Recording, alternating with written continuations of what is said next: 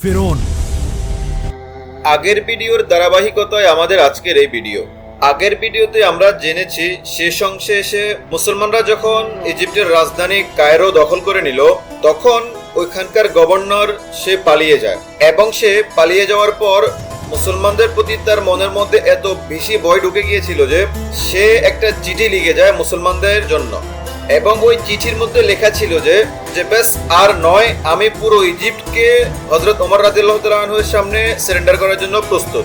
এবং পরবর্তীতে ইজিপ্টের রাজা হারকেলেস যখন এই বিষয় জানতে পারলেন, তখন সে বলল যে এই গভর্নরের কি এমন যোগ্যতা আছে যে সে আমাকে জিজ্ঞেস না করে পুরো ইজিপ্টকে সারেন্ডার করার জন্য তাদেরকে চিঠি লিখেছে। এবং পরবর্তীতে সে তার প্রত্যেকটা গভর্নরকে চিঠি লিখলো যে তোমরা এই গভর্নরের কথা ছাড়ো, বরং তোমরা সকলে মুসলমানদের সাথে একটা শেষ যুদ্ধ লড়ার জন্য তৈরি হও। আর মুসলমানদের আর্মি চিফ আমর বিন আস রাদিয়াল্লাহু তাআলা আনহু এটা বুঝতে পারলেন যে রোমান এম্পায়ারের বাদশা শেষ নিঃশ্বাস পর্যন্ত লড়াইয়ের জন্য প্রস্তুত। তিনিও নিজের বাহিনীকে আলেকজান্দ্রিয়ার দিকে যাওয়ার আদেশ দিলেন। এবং এখানে খুবই একটা ইন্টারেস্টিং স্টোরি আছে। সেটা হলো, যখন মুসলমানরা নিজেদের সামান প্যাকিং করতেছিল এবং নিজেদের তাঁবুগুলো বাঁধতেছিল, তখন আমর বিন আস রাদিয়াল্লাহু তাআলা আনহু তার নিজের তাঁবু বাঁধতে গেলেন এবং তিনি সেখানে দেখলেন একটা কবুতর বাসা বানিয়েছিল, সাথে তার বাচ্চাও ছিল। আর তাই আমর বিন আস রাদিয়াল্লাহু তাআলা আনহু এই কবুতরের বাসাটাকে বাঁচানোর জন্য নিজের তাঁবুটাকে এখানেই রেখে দিলেন। আর এই তাঁবুটা অনেক ইম্পর্টেন্ট, কারণ পরবর্তী সময়ে প্রত্যেক মুসলমান এই তাঁবুটাকে এখানে চিহ্ন হিসেবে রেখে গেছে। আর পরবর্তী সময়ে এই তাঁবুর আশপাশ আবাদ হতে থাকে এবং তাঁবুকে আরবিতে ফুস্তাদ বলা হয়। আর এই একটা কবুতরের তাঁবুর কারণে ইজিপ্টের রাজধানীর নামই ফুস্তাদ হয়ে যায়, যা আজ পর্যন্ত ইজিপ্টের রাজধানী, যেটাকে কায়রো বলা হয়। চলুন মূল আলোচনায় ফিরে যাই। আপনি দেখছেন ভয়েস অফ উইজডম ভিডিও। আপনি যদি আমাদের চ্যানেলে নতুন হয়ে থাকেন, তাহলে আপনাকে বলবো আপনি আমাদের চ্যানেলটি সাবস্ক্রাইব করুন এবং বেল আইকনটি ক্লিক করুন। রোমানদের কিছু বছর পর মুসলমানও এই সিটির কাছাকাছি পৌঁছে গেছে এবং এই সিটিকে দেখে সবাই অবাক হয়ে গেল, কেননা আলেকজান্ডার দ্য গ্রেট নামের উপর একটা বিশাল অনেক বড় সিটি ছিল এটা। আর হযরত ওমর রাদিয়াল্লাহু তাআলা আনহু নিজ খেলাফতে এত বড় সিটি এর আগে কখনো আক্রমণ করেননি, যা দামেস্কের চেয়েও বড় ছিল। মুসলমানরা ওইখানে পৌঁছানোর পর এই সিটিকে জয় করার জন্য অনেকবার চেষ্টা করেছে, কিন্তু মুসলমানদের সকল চেষ্টা একদম ফেল হয়ে যায়। এরপর মুসলমান পরবর্তী 6 মাস পর্যন্ত এই সিটির সামনে একদম অসহায় হয়ে বসেছিল। আর মুসলমানদের মুরালকে নষ্ট করার জন্য রোমান বাদশাহ একটা বিশাল বাহিনী তৈরি করেছিল মুসলমানদের সাথে যুদ্ধ করার জন্য।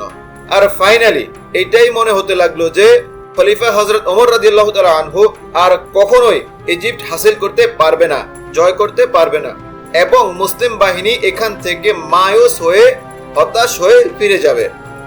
বাট হঠাৎ করে এমন একটা বড় টুইস্ট এসে গেল যে হঠাৎ সকল সিচুয়েশন পরিবর্তন হয়ে গেল। হঠাৎ রোমান এম্পায়ারের রাজধানী ইস্তাম্বুল দ্য গ্রেট রোমান এম্পায়ারের সর্বশেষ পাওয়ারফুল বাদশাহ হারকেলেস 30 বছর শাসন করার পর সে মারা গেল, যার পর তার যুবক ছেলে এসে নিজ বাবার সাম্রাজ্য সামলালেন এবং সবকিছু সে পরিচালনা করলো। এবং এই ইয়াং বাদশাহ থেকে রোমান এম্পায়ারের অনেক আশা উম্মিদ ছিল, এই ইয়াং বাদশাহ মুসলমানদের থেকে আমাদের হারিয়ে ফেলা শক্তিকে ফিরিয়ে আনবে। কিন্তু কিছুদিন শাসন ক্ষমতায় থাকার পর তার সৎ মা তাকে মেরে ফেললো আর নিজ সন্তানকে রোমান এম্পায়ারের সিংহাসনে বসালো। এবং এইটা দেখে রোমান এম্পায়ারের জেনারেলস ও সাধারণ পাবলিকের অনেক রাগ আসলো, যার ফলে এখানে রোমান এম্পায়ারের মধ্যে অনেক বড় একটা সিভিল ওয়ার শুরু হয়ে গেল। তারপর ওই বাহিনী যাদেরকে হারকেলেস মুসলমানদের বিরুদ্ধে যুদ্ধ করার জন্য পাঠিয়েছে, তাদেরকে মজবুর হয়ে ফিরে যেতে হয়েছে। ওই সিভিল ওয়ারটা এত বড় ছিল যে ওখানে সবাই একে অপরকে মারতে লাগলো। এরপর ওইখানের অবস্থাটা যখন একটু শান্ত হলো, তখন রোমান এম্পায়ারের সিংহাসনে নতুন একজন বাদশাহ বসেছিল। সমস্যা একটাই ছিল যে এই নতুন বাদশার বয়স ছিল শুধুমাত্র 11 বছর। তাহলে আপনি আমাকে বলুন যে একটা 11 বছরের বাচ্চা খলিফা হযরত ওমর রাদিয়াল্লাহু তাআলা আনহুর সামনে দাঁড়ালে তার সাথে কি হতে পারে? খলিফা ওমর রাদিয়াল্লাহু তাআলা আনহু রোমান সাম্রাজ্যের এই সিভিল ওয়ারকে খুব গুরুত্ব সহকারে দেখতেছিলেন। আর তিনার বুঝে এসেছিল যে ইজিপ্ট জয় করার জন্য এটাই সবচাইতে বেস্ট সময়। আর তাই তিনি তখনই মদিনায় একটা চিঠি লিখলেন এবং একজন বার্তাবাহককে এই নির্দেশ দিলেন যে যত দ্রুত সম্ভব এই চিঠিটা ইজিপ্টের মধ্যে আমর বিন আস পর্যন্ত পৌঁছাও। আর এই বার্তাবাহক দিন রাত এক করে খুব দ্রুত সময়ের মধ্যে ইজিপ্ট পৌঁছালেন। এবং যখন আমর বিন আস রাদিয়াল্লাহু তাআলা আনহু এই চিঠি খুললেন এবং দেখলেন, এখানে ওমর রাদিয়াল্লাহু তাআলা আনহু পরিষ্কার অর্ডার দিলেন যে, হে আমর, তুমি সকল মুসলমানদেরকে একত্রিত করো এবং সকলের সামনে আমার এই চিঠিটা পড়ো। আর্মি চিফ আমর বিন আসও একদম ঠিক এমনটাই করলেন। পুরো সৈন্যবাহিনীকে একত্রিত করলেন এবং সকলের সামনে হযরত ওমর রাদিয়াল্লাহু তাআলা আনহু এর চিঠিটা খুললেন এবং বললেন, এবং চিঠির মধ্যে ঠিক এমনটাই লেখা ছিল যে, হে মুসলমান, তোমাদের কি হয়ে গেল? তোমরা 2 বছর থেকে লড়াই করতেছো, অথচ ইজিপ্ট জয়লাভ করতে পারোনি। আমার তো এই বিষয়ে ভয় হচ্ছে যে তোমরা রাসূলুল্লাহ সাল্লাল্লাহু আলাইহি ওয়াসাল্লামের তরিকা এবং কুরআনের পথ নিদর্শন ভুলে গিয়েছো এবং ঠিক আমাদের দুশমনের মতোই দুনিয়ার ভালোবাসায় নিজেদেরকে হারিয়ে ফেলেছো। মনে রেখো, আল্লাহ এই রকম জাতিকে কখনোই সাহায্য করেন না। আর তোমাদের অন্তরকে, মনকে শক্ত করার জন্য, মজবুত করার জন্য আমি এখান থেকে একটা নতুন বাহিনী পাঠাচ্ছি তোমাদের দিকে। তাই এখন নিজেদের পুরাতন অভ্যাসগুলো থেকে ফিরে আসো এবং উঠো, নিজেদের গোড়াগুলোকে তৈরি করো, তলোয়ারগুলো বের করো আর রোমানদের সাথে একটা শেষ যুদ্ধের জন্য তৈরি হয়ে যাও, যাতে করে মুসলমান ইজিপ্টকে সব সময়ের জন্য ইসলামের কন্ট্রোলে করতে পারে। হযরত ওমর রাদিয়াল্লাহু তাআলা আনহু এর এই চিঠিটা পড়ার পর মুসলমান সৈন্যবাহিনীর ভিতর এত বেশি জজবা তৈরি হয়ে গেছে যে তারা নিজ নিজ তলোয়ার উঠালেন এবং আলেকজান্দ্রিয়ার দিকে এমন ভাবে আক্রমণ করলেন যে রোমানরা এই হামলার সামনে একদম অসহায় হয়ে পড়ে আর নিজেদের ঘরবাড়ি, দেয়াল, গেট, টাওয়ার সবকিছু ছেড়ে এদিক সেদিক পালাতে শুরু করলো এবং মুসলমান ফাইনালি এই সিটিতে প্রবেশ করলো। আর এখানকার গভর্নর সাইরাস যখন এই সব কিছুই নিজের চোখে দেখলো যে একটা 11 বছরের বাচ্চা খলিফা হযরত ওমর রাদিয়াল্লাহু তাআলা আনহু এর সামনে কখনোই মোকাবেলা করতে পারবে না, তাহলে আর লড়াই করার কোনো লাভই নেই। আর পরবর্তীতে সে নিজের কলম উঠালো আর পুরো ইজিপ্টকে ওমর রাদিয়াল্লাহু তাআলা আনহু এর সামনে সারেন্ডার করে দিল। এভাবেই ইজিপ্ট ফেরাউনের শহর থেকে মুসলমানদের কন্ট্রোলে আসলো। আমর বিন আস রাদিয়াল্লাহু তাআলা আনহু ইজিপ্ট জয় করার পরে খুব দ্রুত সময়ের মধ্যে একজন বার্তাবাহককে হযরত ওমর রাদিয়াল্লাহু তাআলা আনহুর নিকট পাঠালেন, যাতে করে সে ইজিপ্ট জয় করার সুসংবাদটা মদিনায় হযরত ওমর রাদিয়াল্লাহু তাআলা আনহু এর নিকট পৌঁছাতে পারে। এবং এই বার্তাবাহক ফুল স্পিডের সাথে মদিনা পৌঁছালেন এবং হযরত ওমর রাদিয়াল্লাহু তাআলা আনহু এর ঘরের দিকে যাওয়ার বদলে সে মসজিদে নববীর দিকে গেল। এবং হযরত ওমর রাদিয়াল্লাহু তাআলা আনহু যখন এটা জানতে পারলেন তখন তিনি মসজিদে নববীর দিকে গেলেন এবং ওখানে এই বার্তাবাহক যখন ইজিপ্ট জয়ের সুসংবাদ ওমর রাদিয়াল্লাহু তাআলা আনহুকে শোনালেন, এইটা শুনেই হযরত ওমর রাদিয়াল্লাহু তাআলা আনহু জমিনে শুয়ে পড়লেন এবং সিজদার মাধ্যমে আল্লাহ তাআলার শুকরিয়া আদায় করলেন আর পুরো মদিনার মানুষকে একত্রিত করে তাদের সকলকে ইজিপ্ট জয় করার পুরো কাহিনী শোনালেন। এবং এরপরে হযরত ওমর রাদিয়াল্লাহু তাআলা আনহু এই বার্তাবাহককে ডেকে জিজ্ঞেস করলেন, তুমি আমার ঘরে যাওয়ার বদলে তুমি কেন মসজিদে নববীতে আসলে? তখন ওই বার্তাবাহক বললেন যে আমার মনে হচ্ছিল যে আপনি শুয়ে আছেন। আর হযরত ওমর রাদিয়াল্লাহু তাআলা আনহু তাকে উত্তর দিলেন যে যদি খলিফা দিনের বেলায় শুয়ে থাকে তাহলে এত বড় খেলাফত কে পরিচালনা করবে? আর ওইখানে হযরত আমর বিন আস রাদিয়াল্লাহু তাআলা আনহু এর হাতে ইজিপ্টের পাশাপাশি আরো একটা বিশাল বড় শক্তি হাসিল করলো, রোমান নেভি। কেননা এখানে রোমান এম্পায়ারের সবচাইতে বড় পোর্ট ছিল। আর তখনই আর্মি চিফ আমর বিন আস রাদিয়াল্লাহু তাআলা আনহু তৎক্ষণাৎ খলিফা ওমর রাদিয়াল্লাহু তাআলা আনহু থেকে তার অনুমতি চাইলেন যে এখন সময় এসেছে মুসলমান প্রথমবারের মতো নিজেদের নেভি তৈরি করবে।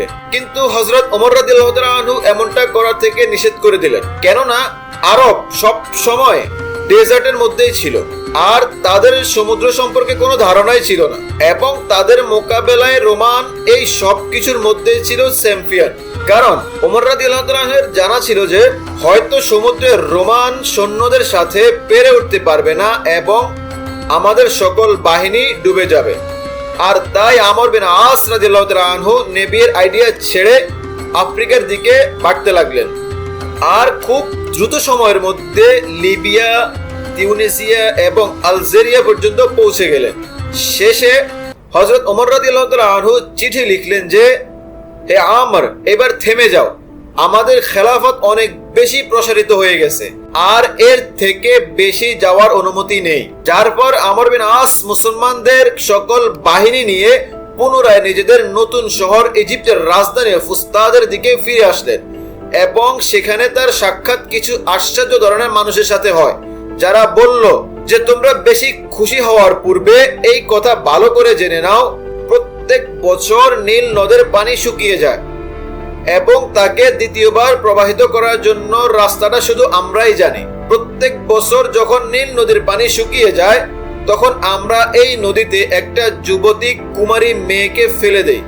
এই কুরবানি মানে এই বলি দেওয়ার পর এই নদী পুনরায় প্রবাহিত হতে থাকে, এবং তোমরা মুসলমানদেরকেও ঠিক এমনটাই করতে হবে।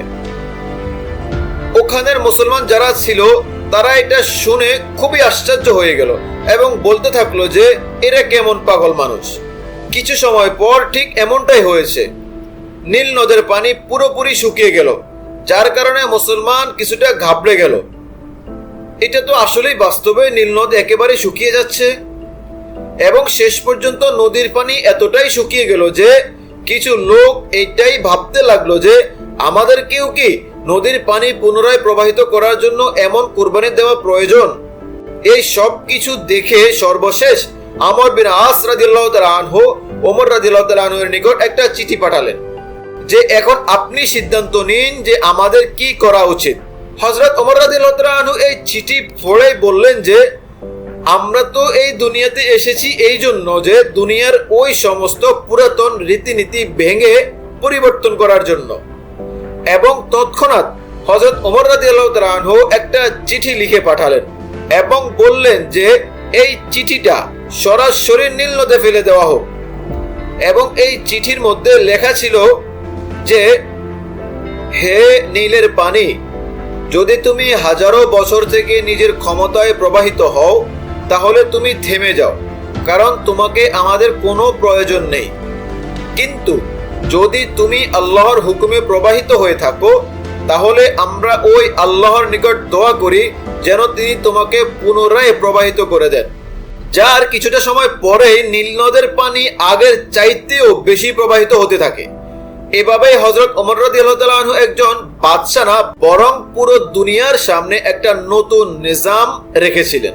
এবং উনার সময় ইনসাফের এমন একটা নিজাম ছিল যে একদিন আর্মি চিফ আমর বিন আস রাদিয়াল্লাহু তাআলা আনহুর ছেলে ইজিপ্ট জয় করার পরে ইজিপ্টের একজন সাধারণ নাগরিককে ছোট একটা ঝামেলা নিয়ে লাঠি দ্বারা প্রহার করে, এবং এটা দেখানোর উদ্দেশ্য ছিল যে এখন আমরাই তোমাদের বাদশা আর তোমরা সাধারণ নাগরিক আমাদের গোলাম। ওই ইজিপশিয়ান সেখানে তো তাকে কিছুই বলতে পারেনি, কিন্তু সে সব সময় হযরত ওমর রাদিয়াল্লাহু তাআলা আনহু এর এই ইনসাফের ব্যাপারে অনেক শুনেছেন, এবং সে সরাসরি ইজিপ্ট থেকে মদিনার দিকে রওনা দিলেন। আর সে মদিনায় এসে হযরত ওমর রাদিয়াল্লাহু তাআলা আনহু এর নিকট নিজের উপর হওয়া অত্যাচারের বর্ণনা দিল। এইটা শুনে হযরত ওমর রাদিয়াল্লাহু তাআলা আনহু এর অনেক কষ্ট লাগলো, এবং তিনি ইজিপশিয়ানকে বললেন তুমি এখানেই থাকো। আর তখনই একটা চিঠি লিখে গভর্নর আমর বিন আসের নিকট পাঠালেন এবং তাকে হুকুম দিলেন যে তুমি তোমার ছেলে মুহাম্মদ বিন আমরকে নিয়ে খুব দ্রুত মদিনায় আসো। যখনই তারা বাবা ছেলে মদিনায় এসে পৌঁছালেন এবং তারা দেখলেন যে হযরত ওমরের সাথে সকলেই বসা ছিল এবং সাথে ওই ইজিপশিয়ানও বসা ছিল। খলিফা ওমর রাদিয়াল্লাহু তাআলা আনহু সকলের সামনে ওই ইজিপশিয়ানকে লাঠি দিলেন এবং হুকুম দিলেন যে তুমি গভর্নর আমর বিন আসের ছেলেকে ওইভাবে মারো যেভাবে সে তোমাকে মেরেছিল। ছেলেকে মারার পরে এখন খলিফা ওমর রাদিয়াল্লাহু তাআলা আনহু ওই ইজিপশিয়ানকে বললেন যে এই লাঠি দ্বারা তুমি তার পিতা আমর বিন আসের মাথায় আঘাত করো, তার বাপের ক্ষমতার কারণে তার ছেলে তোমাকে মেরেছিল। ওই ইজিপশিয়ান তো হযরত আমর বিন আস রাদিয়াল্লাহু তাআলা আনহুকে মারে নাই, তবে ওমর রাদিয়াল্লাহু তাআলা আনহু আমর বিন আস রাদিয়াল্লাহু তাআলা আনহুকে বললেন যে হে আমর, তুমি আমাকে বলো যে তুমি কবে থেকে মানুষকে গোলাম বানানো শুরু করলে, যখন তাদের মায়েরা তাদেরকে আজাদ জন্ম দিয়েছেন। আর এই সমস্ত অসাধারণ বিচারের কারণেই, ইনসাফের কারণে এখন হযরত ওমর রাদিয়াল্লাহু তাআলা আনহু পৃথিবীর সবচাইতে শক্তিশালী বাদশাহ হয়ে গিয়েছেন। যদি আপনি আমাদের এই পুরো ভিডিওটা দেখে থাকেন, ইজিপ্ট বিজয়ের পুরো ভিডিওটা দেখে থাকেন, তাহলে আপনাকে জানাই অসংখ্য ধন্যবাদ। আর এই বর্ণনাটা আপনার কাছে কেমন লেগেছে কমেন্টের মাধ্যমে অবশ্যই আপনি তা জানাবেন।